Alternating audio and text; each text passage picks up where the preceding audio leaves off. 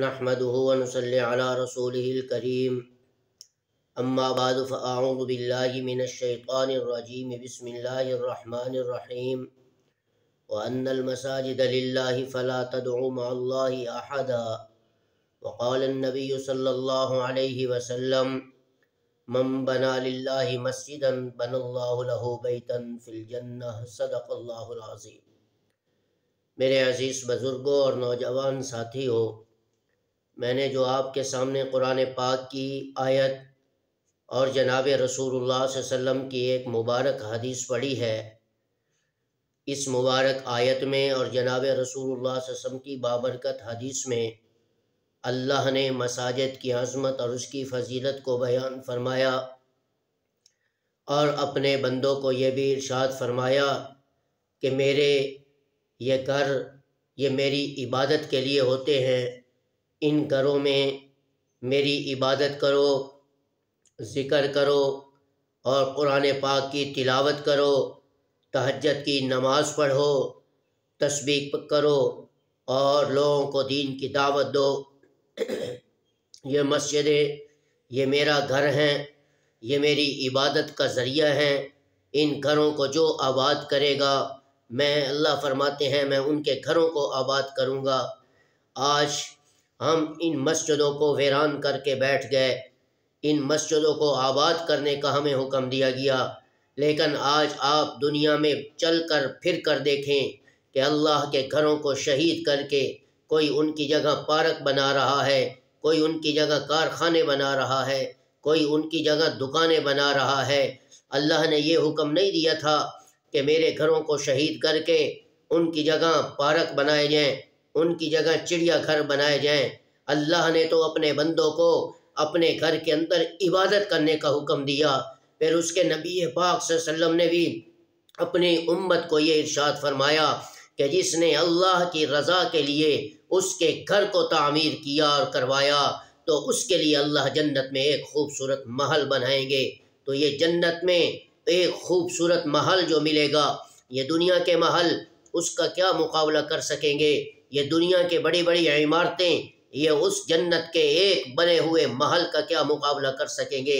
یہ تو پتھر کے بنے ہوئے، یہ تو اینٹ کے بنے ہوئے، یہ تو مثالے کے بنے ہوئے، پھر یہ سب کچھ جب قیامت آئے گی یہ ختم ہو جائے گا، لیکن اللہ اپنے بندوں کو اپنی عبادت گاہ بنانے کی برکت سے ایک ایسا عظیم محل عطا فرمائیں گے جو کبھی بھی ختم نہیں ہوگا۔ اس کی ایک ایک اینٹ سونے کی ہوگی، یاقوت کی ہوگی، زمرد کی ہوگی، مشک و عنبر کی ہوگی۔ کتنی بڑی سعادت ہے! ہمیں چاہیے کہ ہم اللہ کے گھروں کو آباد کریں، اللہ کے گھر کو تعمیر کریں اور اس گھر کی تعمیر میں ہمیں جتنا اللہ نے وسعت ہمیں دی ہوئی ہے ہم اس میں خرچ کریں، ہم اس گھر کی تعمیر کے لیے اللہ کے راستے میں خرچ کریں۔ اور آپ کو پتہ ہونا چاہیے کہ اللہ کے گھر جو ہوتے ہیں ان کے اندر جو نماز پڑھی جاتی ہے ان کا کتنا ثواب ہوتا ہے۔ آپ سیرت کی کتابیں پڑھ کر دیکھیں، رسول اللہ صلی اللہ علیہ وسلم کا فرمان مبارک سن کر دیکھیں۔ آپ نے فرمایا کہ سب سے عظمت والا گھر بیت اللہ ہے، جو میرا امتی ایک نماز وہاں پڑھے گا اللہ اسے 1,00,000 نماز پڑھنے کے برابر ثواب عطا فرمائیں گے، اور جو مسجد نبوی میں ایک نماز پڑھے گا آقا نامدار نے فرمایا کہ میرا اللہ اسے 50,000 نماز پڑھنے کے برابر ثواب عطا فرمائیں گے، اور جو بیت المقدس میں نماز پڑھے گا اسے 25,000 نماز پڑھنے کے برابر ثواب دیا جائے گا، اور جو جامعہ مسجد میں پڑھے گا اس کو 27 گنا زیادہ ثواب ملتا ہے جماعت کے ساتھ پڑھنے سے۔ اور ایک جامعہ مسجد اس کو کہتے ہیں جس میں 500 آدمی بیک وقت نماز پڑھے۔ دیکھو اللہ اپنے گھروں کو آباد کرنے والوں کو کتنی بڑی فضیلت اور کتنا بڑا اجر اور کتنا بڑا مقام دے رہے ہیں۔ افسوس کہ آج کے اسلامی فلاحی ریاست میں آج ان مسجدوں کو گرایا جا رہا ہے اور ان مسجدوں کو کی جگہ پارک بنائے جا رہے ہیں۔ نہیں میرے بھائیوں، اسلامی فلاحی ریاست کا کام ہوتا ہے کہ وہاں مسجدیں شہید نہیں ہونے چاہیے، وہاں مسجدوں کو آباد ہونا چاہیے، وہاں مسجدوں کو آباد کرنے کے لیے فلاحی اسلامی ریاست کو ساتھ دینا چاہیے۔ جب یہ نظام اسلامی اور فلاحی ریاست میں جب یہ کام ہوگا تو پھر اسلام بھی امت تک پہنچے گا، دین بھی امت تک پہنچے گا، اور قیامت تک یہ اللہ کے گھر، یہ مساجد، یہ عبادت گاہیں، یہ خانقاہیں جو ہے وہ آباد رہیں گی۔ دیکھو ان کا کتنا بڑا مقام ہے کہ اگر میں مسجد سے باہر نکلتا ہوں تو جوتا پہنتا ہوں، جب مسجد میں داخل ہوتا ہوں جوتا اتار دیتا ہوں۔ یہ اللہ کے گھر کی عظمت نہیں ہے؟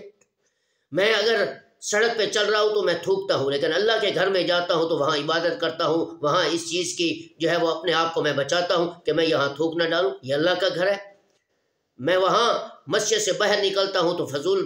باتیں کرتا ہوں، اور اللہ کے گھر میں آتے ہیں تو وہاں قرآن کی تلاوت کی جاتی ہے۔ تو یہ اللہ کے گھر کے آداب نہیں ہیں، یہ اللہ کے گھر کی عظمتیں نہیں ہیں۔ تو ہمیں چاہیے کہ ہم اللہ کے گھر کو قیامت تک آباد کریں، ان مساجد کو جگہ جگہ تعمیر کریں، تاکہ انسانیت یہ اپنے گھروں کو چھوڑ کر اللہ کے گھر میں آ کر عبادت کرے، تاکہ ان کا یہ جہان بھی بنے اور آخرت والا جہان بھی بن سکے۔ السلام علیکم ورحمۃ اللہ وبرکاتہ۔